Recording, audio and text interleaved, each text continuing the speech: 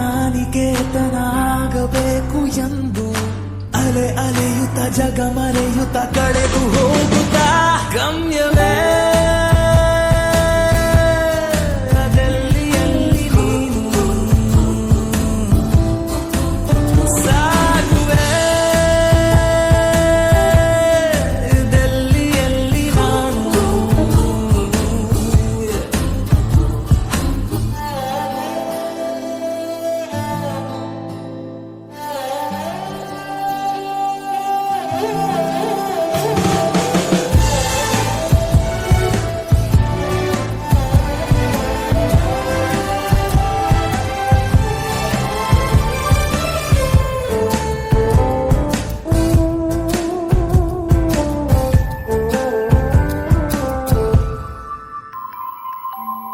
ಈ ಜೀವನ